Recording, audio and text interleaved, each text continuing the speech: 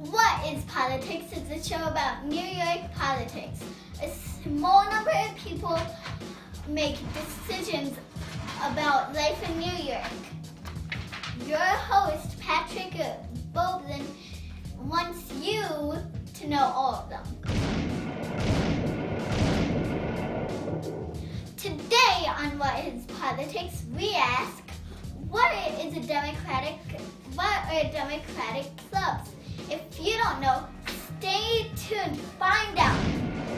I'm Patrick Bobilin. I'm here with Josh Kravitz. I'm Josh Kravitz. I'm the district leader in the 76th Assembly District, and prior to that, I was the executive vice president of the Lenox Hill Democratic Club, which I still play a pretty active role in. So the first question I'm just going to hit you with is, what is a Democratic Club? Who do they serve? What kind of work do they do? Because I think a lot of people have never heard of a Democratic Club. Yeah, a Democratic Club is your most local subdivision of the Democratic Party. So a Democratic Club can represent an assembly district or even a subsection of an assembly district, which is called a part. So it's sort of the most granular local way you can get involved with. So it's like if you took the DNC and you distilled it for your train stop.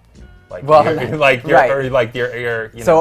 for the Lenox Hill Democratic Club represents the 76th Assembly District, which roughly speaking is 62nd to 92nd east of 3rd Avenue. Okay. So it gives you an idea. And I think an assembly That's district, a lot of people. Yeah, it has about 130,000 residents in that area. Is the Democratic Club a sort of casual group of people, or are they legally recognized as a group? And sort of, can you tell me the difference between, how is it different than, just a bunch of people getting together in a room and saying we want to protest something, or a PTA? What are the differences between a group like that? Yeah, I mean, so is it a legal organization? Technically, it is, in that the county rules, which is a legal organization in itself, has stipulated rules for the clubs. So it has to be open to everyone. There are certain, rules that in order for you to be chartered with the county Democratic. Do you have to be a registered Democrat? You do not. I do not believe. Okay, and so they are legally recognized in a way. Yes. So it's not just casually gathered together. But it is casually gathered together. Okay. Is what I would say. I would say that. I kind of think that our power comes from two sources. One is just that we're a group of people who get together and petition.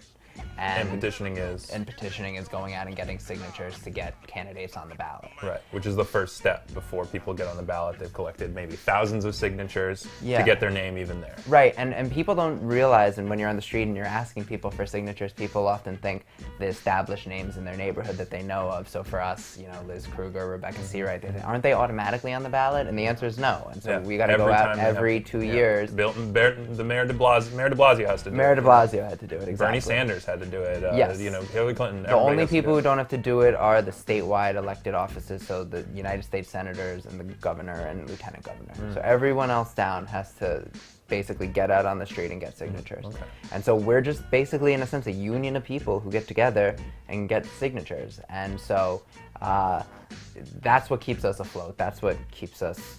That's our purpose. What kind of people then show up at the Democratic Club? Who's a great candidate or like a person who you see, or you meet at a bar, and you're like, you should join a Democratic Club? So any voice, whether it be on the far left of the party, even socialists, anyone who is concerned about something that's going on in the news, anyone who's concerned about a pothole on the street and is a Democrat and wants to get something solved, like whether you want to get something done locally, whether you're concerned about foreign policy and everything in between. I think everyone should get involved. Speaking of that, how would you describe, a Democratic Club's power when it comes to local elections? Our power comes, in a sense, from access that we have to local politicians. We help get elected officials on the ballot, and so they're responsive to us. And so local politicians walk into our meetings sometimes with no notice. They just walk in the back of the room and say, "Hey, I'm here." That sort of access is something that is very hard for other organizations to get. And so that part of the reason that happens is because you go out and collect the signatures. Right, and free labor in a way. Yeah. I think the other source of power comes from judicial politics. So in New York County, the Republican Party doesn't run judicial candidates, and Just so because the Democratic Party has so much of a voter base. I don't think the Republican Party would ever win, and so they Yeah. make this sort of strategic choice to not spend money on judicial races. Okay. So the selection of judges in New York County is an intra-party affair within the Democratic Party. Okay. And so at that local level, we do play a role in the selection of judges, and judges are a big part of both the membership, or potential judges, people who desire to become judges, play a big role in the membership. They come to fundraisers. It's a big part of the Democratic Club process. So the Democratic clubs are often populated by people who at some point intend to be judges. Yes, so there's a legal skew to a lot of the Democratic clubs. Is that a good or a bad thing if people go in with the intention of putting in their time and then getting something in return? I don't want to put you on the spot. No. Is it a good or a bad thing? I mean, that's a very big question, Sure. right? I mean, I don't necessarily believe in judicial elections to begin with. So, and then if we are going to have judicial elections, the idea that it's done within one party through an internal mechanism is not as good as if we were to have competitive elections. So that is the system that we have now. But in terms of the idea that the organization is skewed more towards the legal field and to those issues, I actually think that can be a good thing. I think that it actually sometimes gives us a innate focus on issues that have legal concern. So I think that of all the issues going on in our neighborhood, I think the club was more in tune with what was going on with Cy Vance at the district attorney's office than it might have than it might be towards issues of, let's say, I don't know, homelessness or something, which it was less attuned to just by virtue of the fact that it has a legal audience, including myself. Just real quickly, if you missed the Cy Vance issue, he failed to prosecute Harvey Weinstein even though he had tapes and evidence, and he failed to prosecute the Trumps after some fraud within their organization. And but there's that more touched, than that. you We know, we actually failed to endorse him prior to that information coming out based on issues related to Rikers and criminal justice issues. Okay, so interesting. If I'm like committed to ending homelessness or criminal justice reform within my neighborhood, if I have friends and family members who are being mistreated by a system, do I go to the End Rikers campaign or do I go to the Democratic Club? Well, both, right? Both. But in terms of the access that you're going to have to the local politicians in this neighborhood, you can't go wrong going to a Democratic club. Okay. I know other organizations that actually, in fact, sometimes have higher membership, have less access. Okay. And so if you're talking about access, you cannot go wrong going to a Democratic club.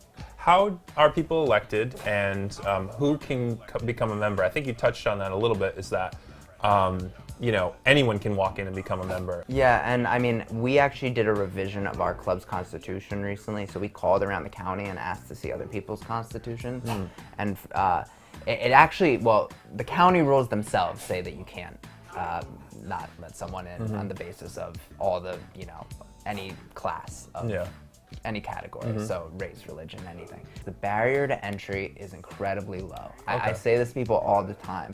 I mean, I personally have been around in Democratic politics for less than 2 years. So, and you're an elected official. I'm an elected official. The barrier to entry is just incredibly low, and I just encourage everyone to just show up and act like you belong there, because you do. You're a Democrat, you have something to say, you have something that concerns you, and just act like you belong there, and you do. Why should people commit their time then to a Democratic club? What's your 15-second elevator pitch? There are a lot of days in 2017 that were just tough, and now we're in 2018, and today's a tough day in 2018 in terms of national politics. And just to know that I have an outlet, that I have a place where I can do something, whether that even be just get out on the street and get signatures and talk to people and hear what people are concerned about, or run for local office, or ask a question to my representative. I have volition in this world to do something. I don't feel helpless, and so it's just a place to. It's a place to express my angst and redirect it in a beneficial way. last thing, who are you as a person, and where can people find you sort of hanging out in the neighborhood?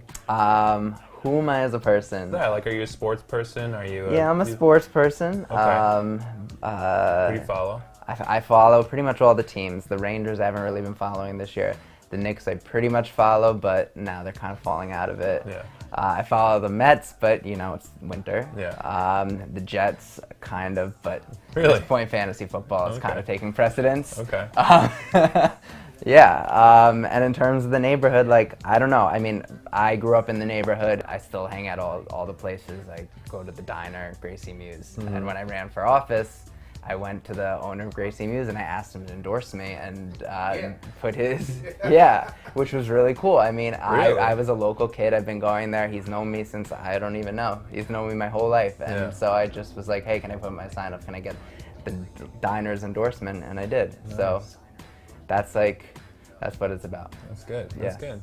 All right. Well, that's been all about Democratic clubs with Josh Kravitz, district leader for the 76th Assembly District Part B. Yeah. And so now you know about Democratic clubs. Thanks. Thank you.